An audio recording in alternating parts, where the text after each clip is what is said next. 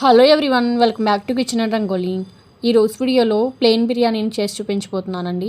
ఈ plain biryani taste చాలా బాగుంటుంది. ఎక్కువ మసాలాలు లేకుండా చాలా సింపుల్గా మనం ఏమైనా నాన్ వెజ్ కర్రీస్ చేసుకున్నప్పుడు chicken curry, mutton curry, prawns దేంట్లోకైనా కాంబినేషన్గా ఈ ప్లెయిన్ బిర్యానీ బాగుంటుంది. నాన్ వెజ్జే కాదండి, వెజ్లో మిర్చి కసాలాన్, బంగాళదుంప కుర్మా ఇలా దేంట్లోకైనా కూడా ఈ ప్లెయిన్ బిర్యానీ అనేది చాలా బాగుంటుంది. ఇంకా లేట్ చేయకుండా ఈ ప్లెయిన్ బిర్యానీని ఎలా చేసుకోవాలో ఇప్పుడు ఈ వీడియోలో చూసేయండి. దీనికి ముందుగా ఒక కడాయి పెట్టుకొని దాంట్లో ఒక 2 టేబుల్ స్పూన్స్ వరకు ఆయిల్ వేసుకోండి. అలాగే దీంట్లో 1 టేబుల్ స్పూన్ వరకు నెయ్యి వేసుకోండి. నెయ్యి అనేది కొంచెం హీట్ అయిన తర్వాత దీంట్లో ఇప్పుడు బిర్యానీ స్పైసెస్ వేసుకోవాలి. మీ దగ్గర ఉన్న బిర్యానీ స్పైసెస్ అన్నీ వేసుకోండి. షాజీరా, చెక్క మొగ్గ, లవంగాలు, బిర్యానీ ఆకు, యాలక్కాయలు, మరాఠీ మొగ్గ ఇవన్నీ వేసుకోండి. వేసుకుని ఇవి 1 సెకండ్ పాటు ఫ్రై చేసుకున్న తర్వాత దీంట్లో ఒక 3 పచ్చిమిరపకాయలు ఇలా స్లైసెస్ లాగా కట్ చేసి వేసుకోండి. అలాగే ఒక ఉల్లిపాయ ఇలా స్లైసెస్ లాగా కట్ చేసుకుని వేసుకుని ఉల్లిపాయలు, పచ్చిమిరపకాయలు బాగా ఫ్రై అయ్యేంత వరకు ఫ్రై చేసుకోవాలి. ఉల్లిపాయలు గోల్డెన్ బ్రౌన్ కలర్ వచ్చేంత వరకు ఫ్రై చేసుకోవాలండి. ఈలోపు మనం రైస్ అనేవి నానపెట్టుకోవాలి. నేను ఇక్కడ బాస్మతి రైస్ 2.5 కప్పుల వరకు తీసుకుని వాటిని ఒక 30 నిమిషాల పాటు నానపెట్టుకోవాలి. ఇప్పుడు దీంట్లోనే ఒక 15 జీడిపప్పు కూడా వేసుకోండి. వేసుకుని జీడిపప్పు కూడా గోల్డెన్ బ్రౌన్ కలర్ వచ్చేంత వరకు ఫ్రై చేసుకోండి. ఇలా ఉల్లిపాయలు, జీడిపప్పు బాగా వేగిన తర్వాత దీంట్లో ఇప్పుడు 1 టీ స్పూన్ వరకు అల్లం వెల్లిపాయ పేస్ట్ వేసుకోండి. అల్లం వెల్లిపాయ పేస్ట్ పచ్చివాసన పోయేంత వరకు దీన్ని ఫ్రై చేసుకోవాలి.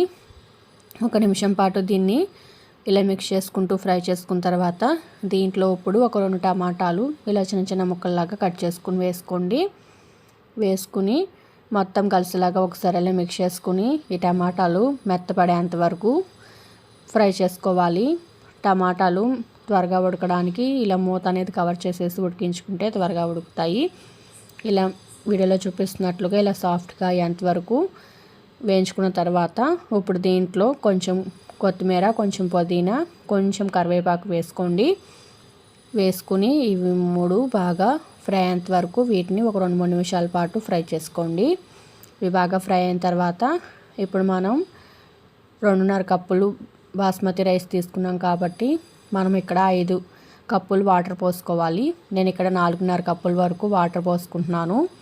ఇంకొక 1/2 కప్పు పాలు వేసుకుంటున్నాను. ఈ బిర్యానీలో పాలు వేస్ట్ చేసుకుంటే టేస్ట్ అనేది చాలా బాగుంటుంది.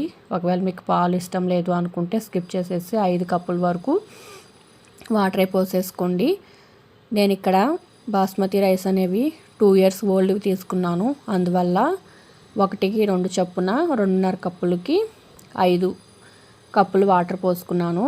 పోసుకుని దాంట్లో తగినంత ఉప్పు వేసి నీళ్ళు అనేవి ఇలా తెల్లగాగేంత వరకు మరిగించుకోండి.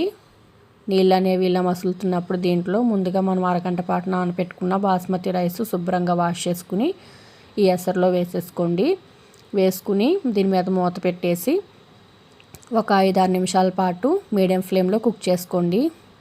ఈ రైస్ అనేది సగం ఉడికిన తర్వాత దీంట్లో ఇప్పుడు ఒక 4 టీ స్పూన్స్ వరకు సాఫ్రాన్ మిల్క్ వేసుకోండి. ఇక్కడ సాఫ్రాన్ మిల్క్ అనేది ఆప్షనల్ అండి. వేసుకుంటే మంచి కలర్లో బిర్యానీ అనేది చాలా టేస్టీగా ఉంటుంది. ఇప్పుడు దీంట్లోనే 1 టీ స్పూన్ వరకు గరం మసాలా కూడా వేసుకుని కొంచెం స్లోగా మిక్స్ చేసుకోండి. మరి ఓవర్గా మిక్స్ చేసేస్తే రైస్ అనేది విరిగిపోయే ఛాన్సెస్ ఉంటాయి.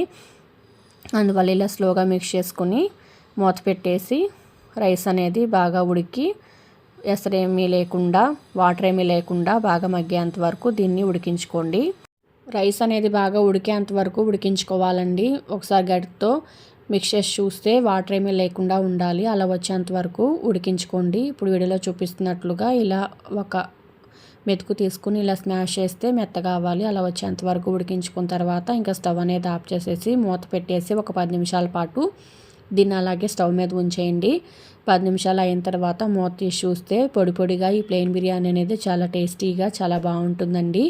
చూసారు కదా, చాలా ఈజీగా ఈ ప్లెయిన్ బిర్యానీని ఎక్కువ మసాలాలు లేకుండా చాలా ఈజీగా ఎలా చేసుకున్నామో మీరు ఎప్పుడైనా ఈసారి నాన్ వెజ్ కర్రీస్ కానీ ఏదైనా వెజ్ కర్రీస్, మిర్చి కసాలాన్ ఇలాంటివి ఏమైనా చేసుకున్నప్పుడు ఇలా ఒకసారి ట్రై చేసి మీకు ఎలా కుదిరిందో నా కామెంట్ రూపంలో తెలియచేయండి.